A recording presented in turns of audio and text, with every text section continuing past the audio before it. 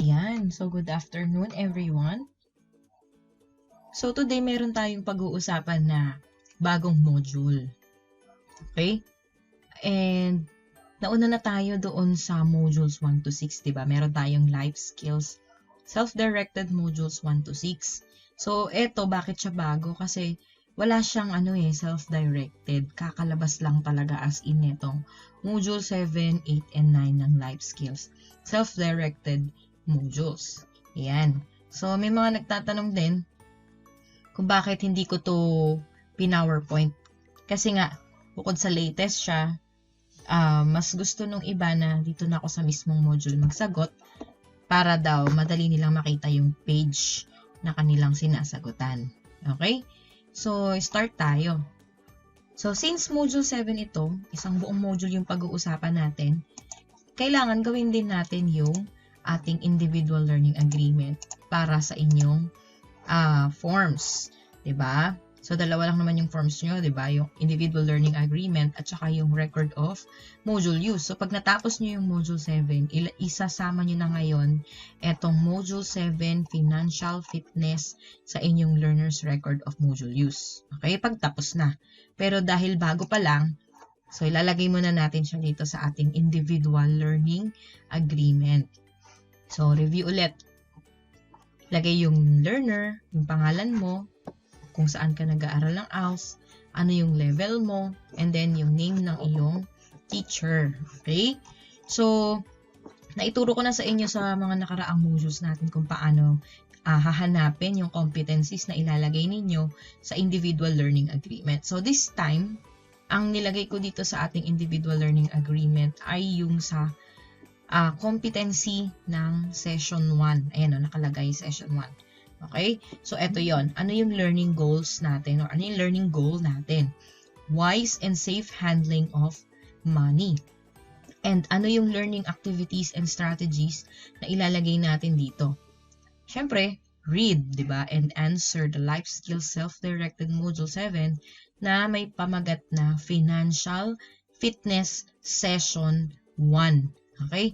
Yung pinapakita ko sa inyo dito ay session 1 lamang. Pero kapag gagawa kayo ng individual learning agreement, pwede nyo na siyang buuhin sessions 1 to 6. Pwede nyo na pong isulat dito lahat ng inyong competencies ng module 7. Okay? At di ba sinabi ko, ang isang module ng life skills, usually 1 week yon. So, nilagay ko dito, March 29 to April 4, 2021. So, dito sa review of learning goals, tsaka mo na siya sagutin kapag natapos mo na yung module. Okay? Pwedeng ikaw yung sumagot. Pwede rin naman na si teacher na ang maglagay dito kung natutunan mo ba or natutuhan mo ba yung module. Okay? Tapos si teacher na rin kasi yung maglalagay ng advice. Okay? Now, so ito yung PDF. Ito yung soft copy ng ating module. Okay? Bago siya, di ba? Parang familiar sa akin tong learner eh. Parang nakita ko na siya before. Yan. O, di ba? Bagong-bago. Dati walang ganito. Kaya ang binibigay namin ay yung pang facilitators manual. Kumukuha lang kami doon ng activities na ibibigay sa learners. Okay. So, ang title ng ating module 7 ay Financial Fitness. Meron tayo ditong kasabihan. Maging matalino sa paggamit ng iyong pera upang magkaroon ng sapat na ipon. In English, be wise in using your money to have enough savings. Okay? So, yung title pa lang ng module natin, Financial Fitness. Diba? So, tuturuan tayo nitong module kung paano tayo magiging financially fit. Diba? Ano nga ba yung financially fit? Ayan, so malalaman natin yan as we go along this module. Ano ba yung objectives nitong module? By the end of the module, you will analyze financial needs effectively, determine ways to decrease expenses through reuse, recycling, reduction, and repair. I know, very familiar na kayo dito sa 4 R's na yan. Diba? Explain the importance of saving and identifying savings goals. Be aware of the risk associated with debt ano ba yung debt? Utang. Diba? And strategies to keep out of debt. Keep basic records. Describe the importance of budgeting. O yan. Diba? About finance nga pag-uusapan natin dito. So, nandito talaga yung mga terms ng budgeting, savings, debt, ano pa. So, yan. I describe the importance of budgeting and develop personal budgets. Then, identify financial institutions in the Philippines. Yan, bibigyan pala tayo ng idea ng module na to. Kung saan tayo pwedeng humiram ng pera kung kinakailangan, di ba? And explain with the process in opening a savings account. Okay. So, ito po ay nasa learning strand 4. So, probably ang pwede nyong gawing work sample dito ay yung yung receipt or yung ebidensya ninyo na nag-sample kayo, na nag-open kayo, yung form, yung application form sa pag-open ng bagong account. So, pwede siguro yun na sample dito, na work sample, pwedeng ilagay sa portfolio. Okay? Pwede rin naman yung kung ano pa yung pagagawa ni teacher regarding this module aside from the activities given, diba?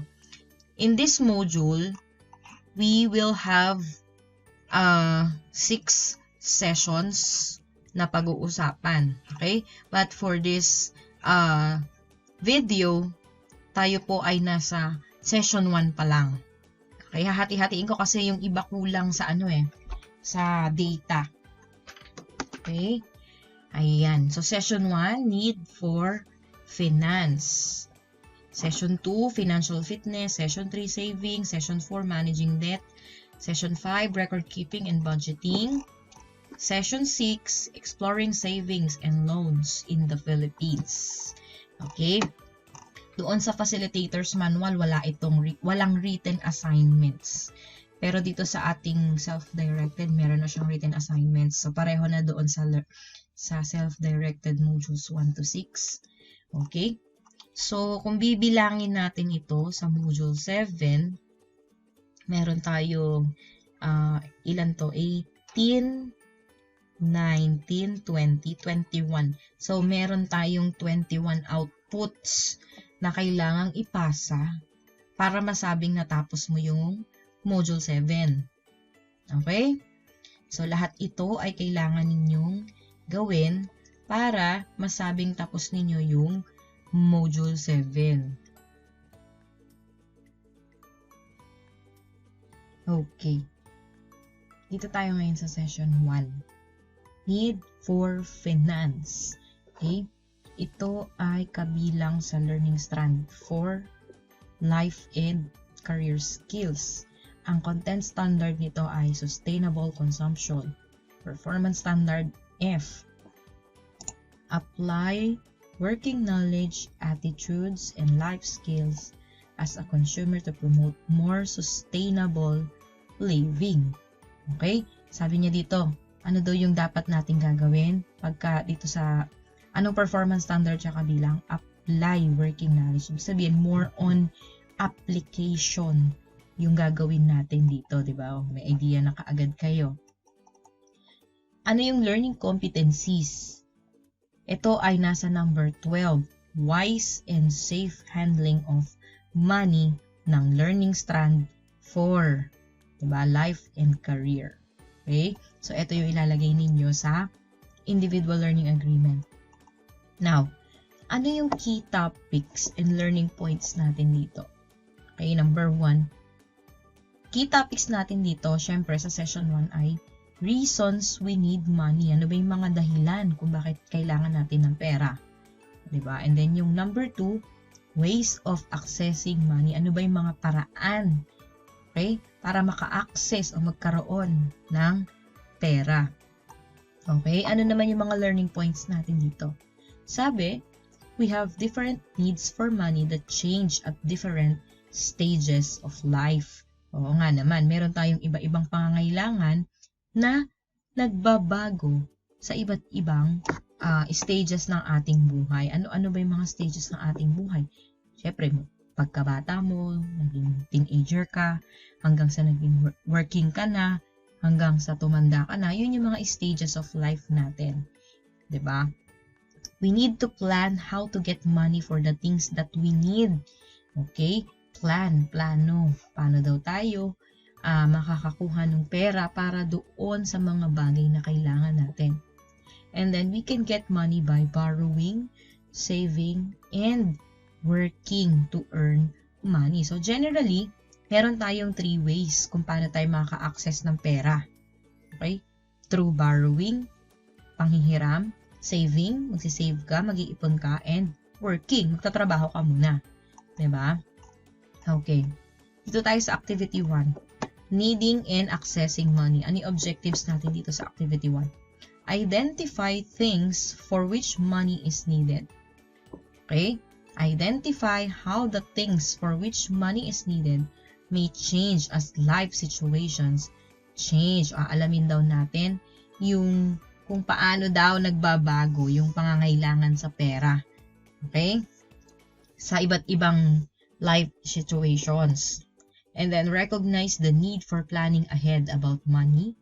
Distinguish between ways to access money including borrowing, saving, and working to earn money. So, iisa-isahin natin yan. So, welcome to Module 7, Financial Fitness. In the previous module, we learned about the rights and responsibilities of workers and employers. Let's take a moment to review some of those points. So, ito yung maganda sa life skills self-directed. Laging merong review. Diba? Okay. So, dito tayo sa unang question. What 3 things did you learn from the previous module on rights and responsibilities of workers and employers? Ano daw yung 3 natutunan mo doon sa previous module natin, yung module 6? Okay? So, nagbigay ako dito ng sample answer. So, in the previous module, I learned, diba kulang ng I learned the different rights and responsibilities of employees and employers. Okay? So, nalaman ko yung iba't ibang karapatan at responsibilidad ng mga manggagawa at the same time yung mga boss o yung mga employers doon sa Module 6. I also realized that every right has a corresponding responsibility. Diba, napag-aralan naman natin yun na ang bawat karapatan ay may kaakibat na responsibilidad. Okay? All people have basic universal human rights. Ito yon. Right to a home, food, education, protection, healthcare, religion, to vote, or to work. So, lahat yan ay universal. Okay? Pag sinabi natin universal, lahat tayo ay meron yan. Okay? Also, at work, employees have rights and responsibilities just as employers do. Okay. So, sabi niya dito, what 3 things? 3 ha. So, 3 dapat yung natutunan. 3 ang ilalagay nyo dito na natutunan ninyo. So, ito yung una ko. Different rights and responsibilities. Una yon. Diba? Ano pa yung pangalawa kong natutunan? Natutunan ko rin na merong bawat karapatan ay may responsibilidad. So, pangalawa na yan. Ano yung pangatlo?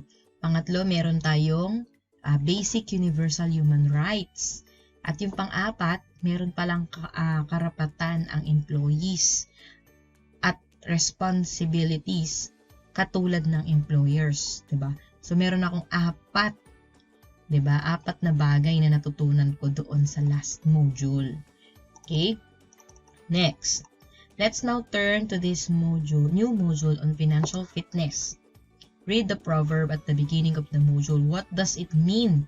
How is it related to financial fitness? Ano ba yung ating proverb? Saan ba ating proverb?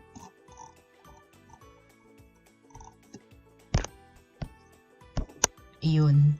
Maging matalino sa paggamit ng iyong pera upang magkaroon ng sapat na ipon. Sa English daw, be wise in using your money to have enough savings. So, paano daw nagkakaugnay etong ating kasabihan dito sa ating Module 7? Diba?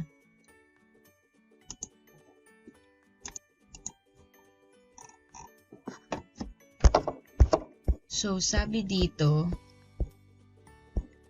yan. What does it mean? Ano ibig sabihin ng ating proverb? At paano daw ito nakaka-relate doon sa financial fitness? So, sabi, ito daw yung suggested answer, we need to spend our money wisely. Kailangan daw nating gastusin ng matalino. O, kailangan daw natin ng matalinong paggastos doon sa ating pera. Diba? This will help you avoid a lot of financial problems like wrong investment or credit decisions. Yan. It helps you reach your financial goals. More importantly, it helps you avoid incurring too much debt. Diba? Debt ay utang. So, sa pamamagitan ng pagkakaroon ng tamang paggasta ng iyong pera, maiiwasan mo yung mga pagkakamali. Diba? Tulad nung overspending. Diba? May mga bagay tayo na gusto natin na bilhin, pero hindi naman pala siya pasok sa budget.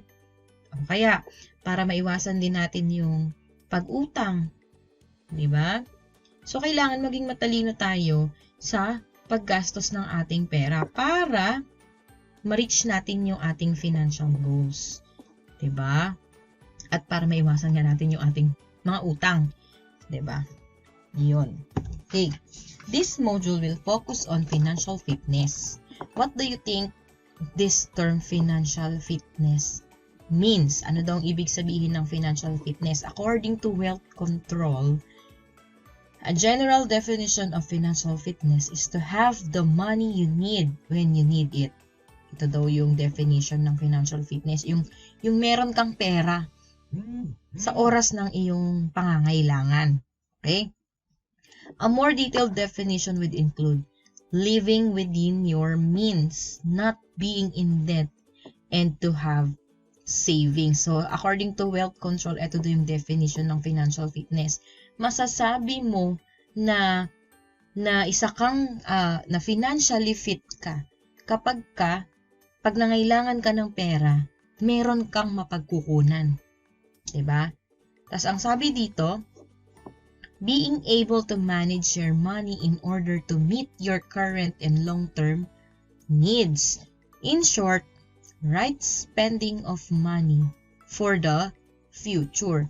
So, masasabi mo daw na ikaw ay financially fit kapag nangailangan ka ng pera, meron ka kaagad makukuha. Diba? Ikaw din daw ay financially fit kapag tama ang iyong paggasta. Diba? Hindi yung may gusto kang bilhin, kinakailangan mo pang umutang para lang makuha mo yung bagay na yun na gusto mo. Diba?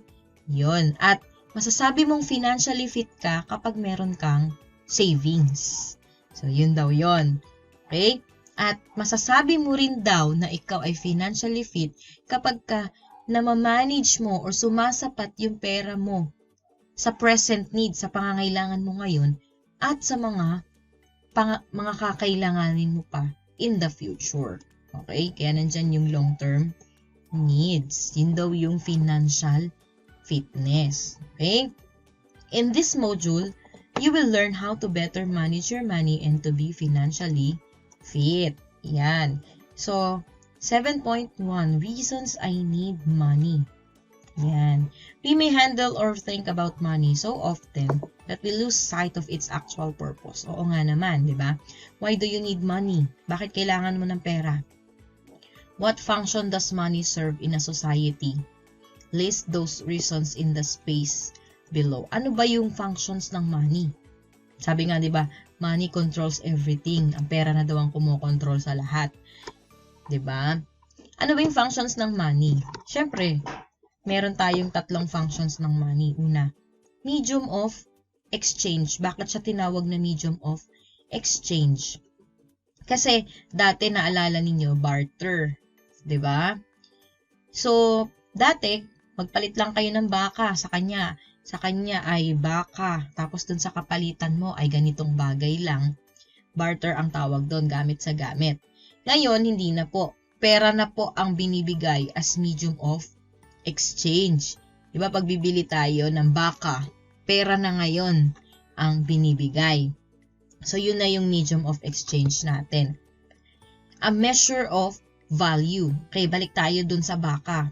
Tapos doon sa maliit na gamit.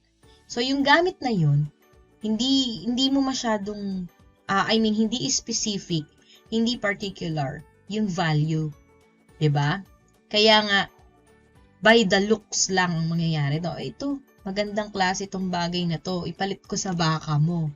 'Di ba? Kahit na ang laki na ng ginastos mo doon sa baka. So, hindi masyadong accurate yung value nung palitan. Pero dahil may pera na, nagkaroon ngayon ng specific measure yung bawat bagay. 'Di ba? So, let's say, itong gamit na to, it is worth 5,000. So, meron na kaagad value yung bagay na yun. Nabigyan mo na siya ng value. Yun yung purpose ng pera. 'Di ba? Magkaroon ng measure of value.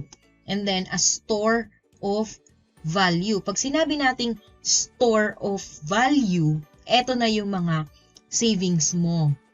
Okay? So, meron ka dito. Let's say, meron ka sa bangko na 20,000. Diba? Meron kang 50,000. Okay? Hindi yung, meron akong 2 baboy. Meron akong 3 baka. Yun. Diba? Dati ganun yung, yung usapan. Ngayon kasi pera na. So, merong specific na na ngayon na batayan. May specific measure na. Okay? So, ulitin ko meron tayong 3 functions of money. Una, medium of exchange, a measure of value, and a store of value. Okay? So, for me, ang sagot dito, why do I need money? Bakit kailangan ko ng pera? Ako, bilang isang tao, bakit kailangan ko ng pera? Of course, ito yun. I need money to provide my needs. Ano ba yung needs ko? Food. O, diba? Nagugutom ako. So, gusto kong kumain. Kailangan ko ng pera, pambili ng pagkain. Gusto kong bumili ng damit, kailangan ko ng damit. So, kailangan ko ng pera, pambiling damit. Kailangan ko ng bahay. Diba? At kailangan kong magbayad doon sa aking mga ginamit o mga kinonsumo. Diba? Yan yung mga bills natin, kuryente, tubig. Yan. Kaya, kailangan ko ng pera. Kasi, lahat po ito ay aking pangangailangan. Diba? Okay. Next. I need money for my education. Kailangan ko ng pera kasi nag-aaral ako eh. Diba? Pamasahe, baon, pang-load, pang-data, cellphone, pambiling cellphone, pang-paprint, pambili ko ng school supplies. So, yun. Kailangan ko ng pera doon. Okay? And then next. I need money for my healthcare. Pag sinabi nating healthcare, vitamins ko. Diba?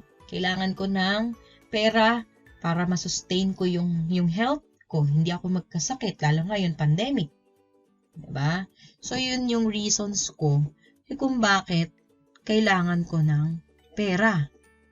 Okay? So, ikaw, kung marami ka pang reasons kung bakit kailangan mo ng pera, you can write it. Okay? I'm just giving you a sample answer only. Okay. So, meron siya sinabi rito. The reasons that we need money, however, may not always stay the same over the course of a lifetime. So, hindi consistent yung pangangailangan natin sa pera. Okay? Nagbabago yan. For instance, as a teenager, you might need books for school. Okay? Kung teenager ka, nag-aaral ka, high school ka, kailangan mo ng books. Diba? If you're looking after children in a family, kung ikaw may pamilya na, you may need to pay for school fees. O, diba? Yung teenager, ang problema lang niya, kailangan niya ng pera, pambili ng books. Pero kapag ikaw may pamilya na, may anak ka na, hindi mo na kailangan kailangan mo na ngayon ng pambayad ng kanilang mga tuition, diba? Panggastos nila sa school fees, medicine, and clothing. So, nagbabago yung ating need sa pera depende sa ating life stage. 'Di ba? Okay. So, pagka wala ka pa namang anak, di mo priority yung mga anak mo. So, sarili mo lang. Yun lang yung gagastasan mo. So, parang ganun din yung sinasabi niya dito. Next, 7.2, financial needs over the course of a lifetime. Okay. So, ito na yung sinasabi ko. List down some things that you have used or will use money for during different stages in life. What major events might take place during each stage? Why might you need money? Bakit kakailanganin mo ng pera? For instance, perhaps during high school, you will need to purchase school supplies. Yan. So, try to list at least 3 things for each category. Ito yung mga life stages. Diba? Yung childhood, yung bata ka, naging teenager ka, naging college ka, tapos nagtrabaho ka na. And then may business ka na. Tapos nagpakasal ka, may pamilya ka, kaya nag-retire ka na. So, ito yung mga life stages natin. Now, at each life stage, meron tayong iba't ibang pangangailangan sa pera. 'Di ba? Meron tayong iba't ibang dahilan kung bakit kailangan natin ng pera. Okay? Ano 'yon? Halimbawa sa childhood, primary, bata ka pa. Siguro ito ay nasa elementary, magmula nung pinanganak ka or nag-aral ka. O, sige. Nag-aral, ang arte nag-aral, elementary. Oo. So, doon tayo mag-start. Nilagay ko rito, kailangan ng pera, bata ako Bakit ko kailangan ng pera? Elementary. Para sa libro ko, 'di ba? Para sa uniform ko, kailangan ko. Para sa school supplies ko, 'di ba? Kaya para sa recess ko. Okay? Para sa load ko, 'di ba? Kasi elementary ngayon, kailangan na rin ng load. Okay? Sa teenager naman, sa high school, bakit kailangan niya ng pera? Para sa pagkain niya, sa food niya. Para sa school expenses niya, 'di ba? Marami projects 'yan high school. Tsaka para sa hygiene niya, syempre, high school 'yan. Nandiyan na yung yung mga may mga crush na 'yan. So, syempre, kailangan nila ng mga yung gel, ipit ng buhok, deodorant, 'yan kasama yun sa hygiene. 'Di ba? Syempre, kailangan presentable tayo, 'di ba? And then, pag college ka, kailangan mo na magbayad ng tuition fees. O kaya, syempre, school supplies pa rin. Diba? And then, yung projects, yan. So, kung may naiisip pa kayong ibang reasons, pwede nyong isulat dyan. Kung hindi naman kayo nakaabot dito sa ibang life stages, pwede naman kayo magtanong sa kakilala ninyo. Diba? O kung ikaw ay working, may trabaho ka, of course, di mo na masyado kailangan ng books. Hindi mo na kailangan ng school supplies, 'di ba? So ano ba yung madalas na kailangan dito? Yung daily expenses mo, yung pamasahe mo, yung fare is pamasahe. Yung food mo, pagkain mo, 'di ba? During break time or other expenses mo pa. And then for my application or submission of requirements, pagka working ka, lalo't pag mag-a-apply ka ng trabaho, bayad ka ng application mo, yung requirements mo, NBI pa lang, barangay clearance pa lang, may bayad na. 'Di ba? So, yon. For my health care, of course, syempre, pagka nakapasok ka na ng trabaho, hindi naman pwede na pabayaan mo na yung health mo. So, pwedeng ilagay dyan kung bakit kailangan niya ng pera, para, ma-maintain niya yung health niya. May iba rin naman kasi na nag-work na may underlying condition, so kailangan nilang i-maintain yung kanilang health. 'Di ba? And then, running a business. Yan. Kung ikaw ay magsisimula ng isang negosyo, ano yung mga kailangan mong pera? Ano yung mga dahilan kung bakit kailangan mo ng pera? For the materials of my business, 'di ba? Halimbawa, naisip mong mag-online selling. Ano ibibenta mo? Sabihin mo magbibenta ka ng mga pajama, yung terno-terno. Siyempre, kailangan mo ng pera para makabili ka ng materialis mo sa business mo. 'Di ba? Ano pa? For my capital. Kailangan mo ng kapital. Alangan namang utang mo muna yun bago, para ka, 'di ba? Makapag-business ka. So, kailangan mo ng kapital. And then, yung transport cost. Ano yung transport cost? Yung mga delivery, yung pagpunta mo doon sa warehouse, kung may kukunin ka, bibili ka, kasama yun sa transport cost. O kaya, magkakaroon ka ng pwesto, office rental, 'di ba? Sa yan, pati yung advertising or poster. Ngayon, ang pinakamabilis, na pag-advertise ay online, Facebook. Pero may kailangan ka pa rin dun. Ano? Data. 'Di ba? Load. So, kailangan mo pa rin ng pera. So, lahat yun ay reasons kung bakit ka kailanganin niya ng pera. Now, pag ikaw naman ay may family na, kinasal ka na, looking after family and children, ano yung mga kailangan mo ngayon ano yung mga dahilan kung bakit kailangan mo ng pera? Siyempre, school fees ng mga anak mo, di ba? O, school supplies nila, data nila, o, yung mga gagamitin nila, uniform, okay? Kaya, medicines, yan. Food, pagkain nila, syempre. Ito na yon, data, cellphone load, tsaka clothes. Yan yung mga reasons kung bakit kailangan ng pera. And then, pag nag-retire na, syempre, medyo may, may edad na yan. So, ano na mga kailangan nila? Kailangan na nila ng medicines. Usually, pag retired na, travel na lang yan. Gala-gala na lang, di ba? Baka bakasyon na lang yan. Syempre, kailangan pa rin nila ng pera doon. Di ba? And then, yung food nila. Syempre, yan. So, nakita ninyo, sa iba't ibang life stages, meron silang iba't ibang dahilan kung bakit kailangan nila ng pera. Diba? Ito yung sinasabi ng Module 7. Diba? Hindi po consistent, hindi po constant yung pangangailangan natin ng pera. Nagbabago siya along life stage. Okay? So, if you have any answers, you may write it. Look at the list of the things you may need money for. Pick the top 5 things you need now. And food. Need now and mark them with a circle. Yan. Na wala yung circle ko. Di bale. So, sabi niya dito, tingnan niyo daw yung mga nilista ninyo na mga things or reasons kung bakit kailangan ng pera. Piliin nyo daw yung top 5 na kailangan mo ngayon. O, diba? I-mark mo daw siya, i-circle mo daw siya.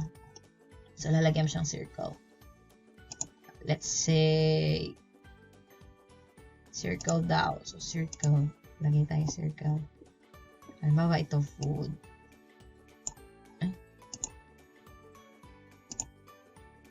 Ayan, food. Ayan. So, ganito gagawin ninyo, ha? Kailangan may circle. Yan. O, yan. Naglagay ako ng sample na isa. Pero, nilista ko na siya dito. Pero, ang dapat na sagot dito ay isi-circle nyo, ha? Hindi isusulat yung sagot sa baba. Okay. Ano yung 5 kong kailangan? Siyempre, kailangan ko ng food. Okay? Cellphone and load, data, school supplies. Ano pa yung kailangan ko dito? Ito yung cellphone, load, data, school supplies. Ano pa ang kailangan ko? Kailangan ko rin ng medicines. Kailangan ko rin ng clothes. Yan. So, yun yung top 5 na kailangan ko. Okay? Sa ngayon. So, kayo, kung meron kayong ibang choice, ibang options, pwede nyo ilagay yon dito. Okay po? Okay. So, basahin natin to. We often need things immediately, but do not have enough money to pay for them. So, meron tayong mga pangangailangan na at kailangan agad-agad. Dapat meron tayong pera. Pero minsan, kulang. Diba? Wala tayong pera pambayad doon sa mga yon. Has this situation ever happened to you? Nangyari na ba yun sa'yo? Though we may feel alone or isolated in these moments, many people have faced such challenges. Learning from others can help to provide perspective. So, magtatanong tayo ngayon dito sa iba. Okay? Kung hindi mo pa naranasan or kung naranasan mo na, i-reminisce mo, alalahanin mo kung ano yung pagkakataon na yun, kung kailan nangailangan ka ng pera. As in, kailangan mo talaga tapos wala kang bayad. Diba? Wala kang makuha. Yun. Anong ginawa mo nung nangailangan ka? Okay? So, alalahanin mo yon. Kasi, dito na papasok yung ating 7.3. How adults I know and trust have access money. So, ano yon? Talk to your parents or older adults such as neighbors, friends, or other relatives about whether they have faced a situation where they did not have enough money to pay for something. If so, what were their options? Ano daw yung kanilang mga options? As for real-life examples of how they have gotten money before to pay for something that they could not afford immediately. Immediately, ibig sabihin, agaran. Ano yung mga ginawa nila? 'Di ba? Para magkaroon sila ng pera talaga na agaran. Try to speak at least 4 different people. Yan. So, dito sa ating table, 3 lang yung mailalagay mo. Pero ang sabi niya, at least 4. So, magdadagdag kayo ng isang column dito sa baba. Okay? Para maisingit sa si pang-4. Okay? Si person number 4. So, nagbigay ako dito ng sample. Halimbawa, si unang tao, si Aki, si papa ko, si Bert. Okay? Situation they were in that required money. So, si papa ko ay unemployed. Wala siyang trabaho. Okay? At kailangan niya ng pera para mabayaran yung aking tuition. Okay? Their options to access money. Ano yung ginawang option ng papa ko? Ano yung mga naisip niyang options noon? Okay? Unang option niya, borrow money. Manghiram ng pera. Okay? O kaya, ang option niya noon, maghanap ng trabaho. Sideline. Kahit welding, kahit construction. Yon. So, yun yung naisip niya. Okay? And then, choice they ultimately made to access money. Ano yung, dito sa options na to, ano yung pinili nilang choice para maka-access sa pera? So, this time, ang papa ko, ang pinili niya ay borrow money. Okay? Ito yung kanyang pinili. Nanghiram siya ng pera para mabayaran yung aking school fees. Okay? Another, si Tita Joy.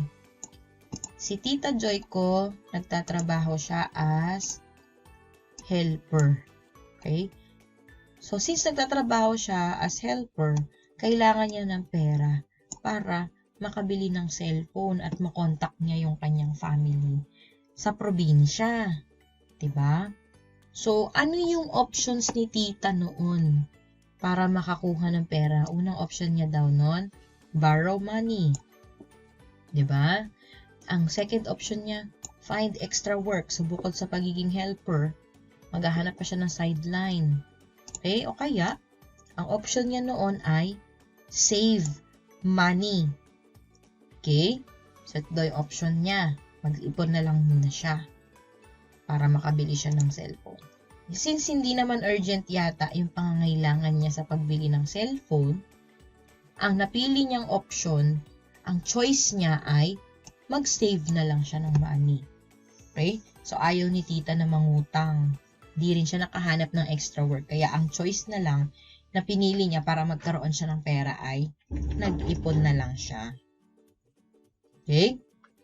Next. Si Tita Alice naman. Si naduling. Ayan, si Ate Alice. Siya ay estudyante at kailangan niya magbayad ng kanyang school fees. So, kailangan niya ng pera. Okay? Ano yung options niya nun? Una, borrow money, manghiram. Sunod, maghanap ng trabaho. Diba?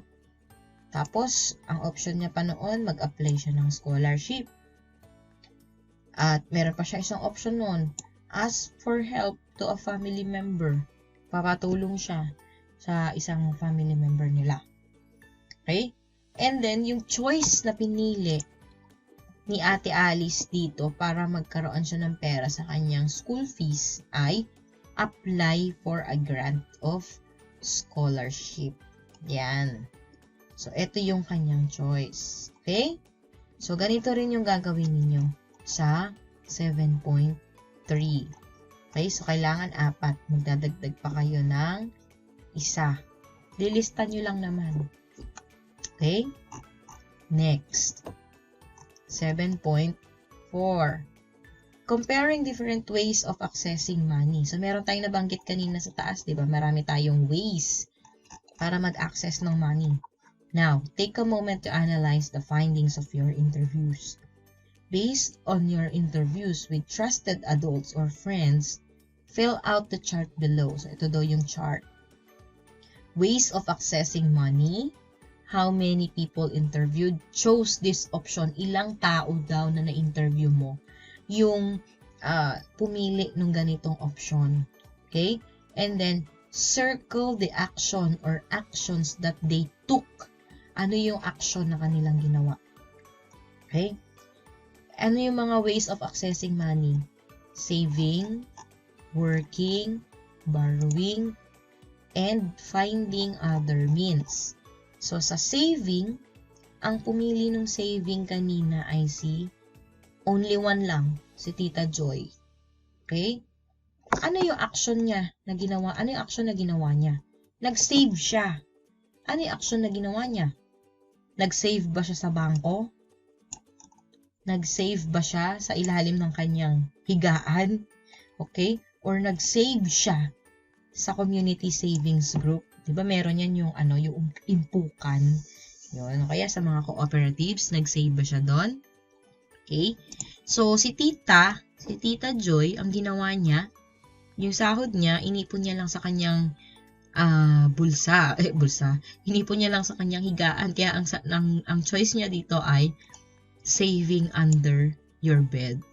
Diba? Ang inipon niya lang. Wala naman siyang ginawa. Tinago niya lang yung pera niya. Okay?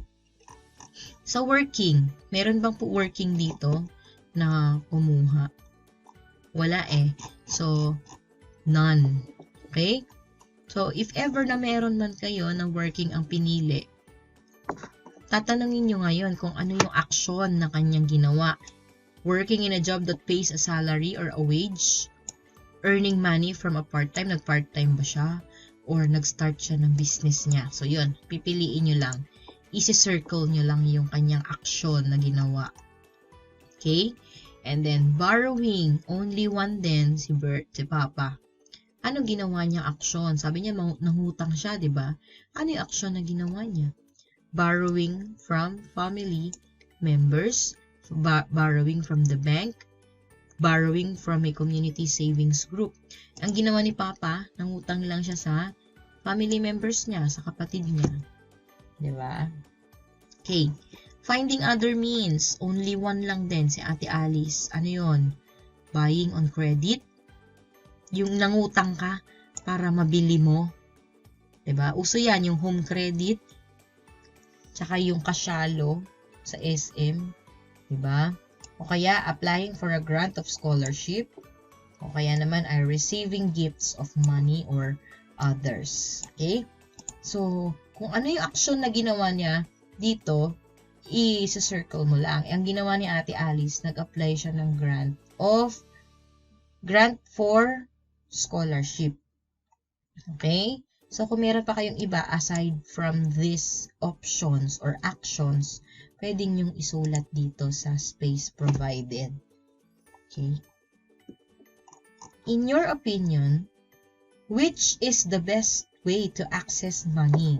Why? Ano daw dito sa ways of accessing money ang best, di ba? Rank these options from 1 being the best to 4. List the advantages to each option below. So, syempre, for me, ang rank 1, yung ways ito yung paraan daw para ma-access mo, magkaroon ka ng pera. Ano yung pinaka-rank 1 ko dito? Syempre, borrow. Bakit borrow? Lalo kung urgent, borrow. Kasi, ano advantage nito? Fastest way. Ito yung pinaka-mabilis. Diba? Manghihiram ka lang. So, mabilis siya. Ano naman ang disadvantage nito? syempre, prone ka sa credit, sa debt, or utang. Magkakaroon ka ng utang. Ito yung disadvantage niya. Mabilis nga siya, yung paghirama, mabilis siya, pero magkakaroon ka naman ng utang. Utang mo na kailangan mo ring bayaran. Okay? Dito naman, sa saving, sa save. Oh, ito yung way mo para magkaroon ka ng pera, mag-save ka. Anong advantage nito? Meron kang pera. Gagamitin mo sa future. Diba? Kailanganin mo. Meron ka mabubunot. Diba? Ano naman ang disadvantage nito? Siyempre, matagal. It takes a lot of time. So, halimbawa, may gusto kang bilhin na cellphone, na latest. Gusto mo na siya kaagad. Diba? O, kailangan, ang option mo lang ay mag-save ka. Matagal. So, baka mapalitan na ng bagong model yung cellphone bago mo pa mabili yun. Kaya it takes a lot of time. Diba? Depende kung gaano ka kalaki or kabilis mag-save. Okay? Kaya nga may naiipon yung ipon challenge, yung piso a day, diba? Yun.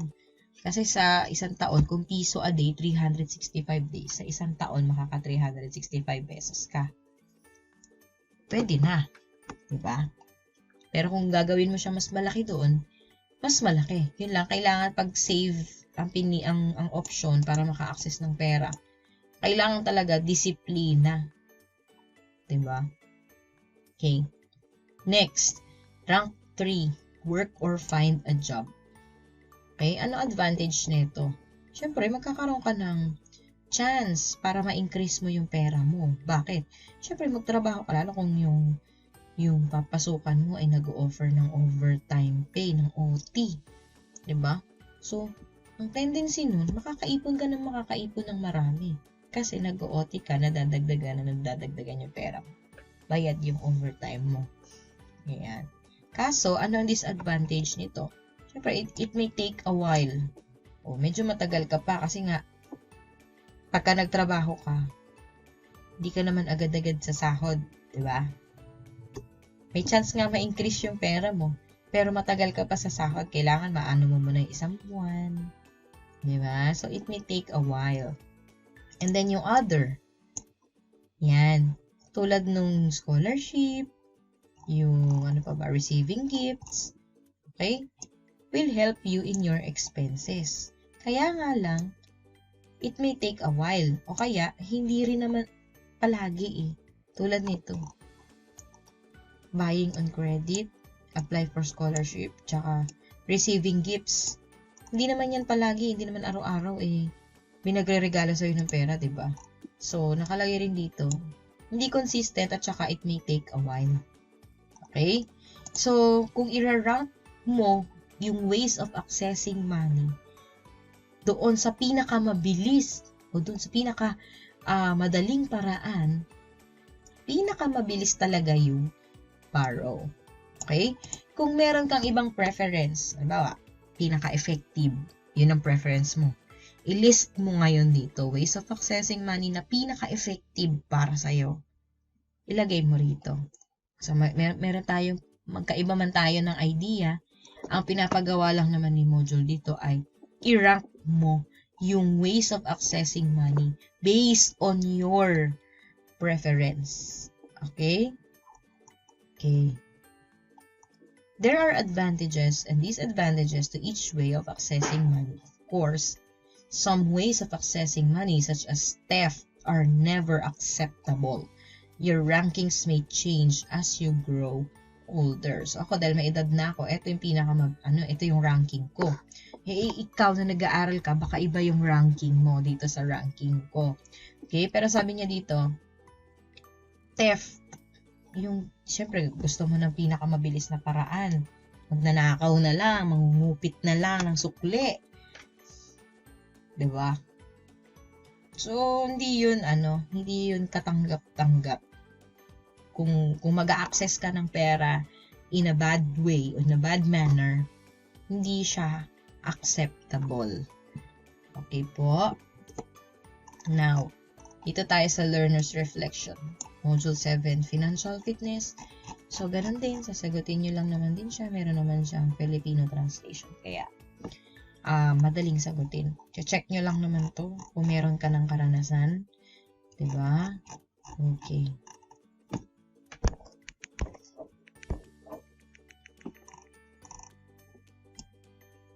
Ayan. So, dito naman, Session 1, Writing Space. Use this space to complete any of the written assignments above or write any thoughts or ideas that have come to mind about the topic. So, pwede ka maglagay dito. I realize, I learned that. Pwede yun, naglagay ka dito ng reflection mo. Halimbawa,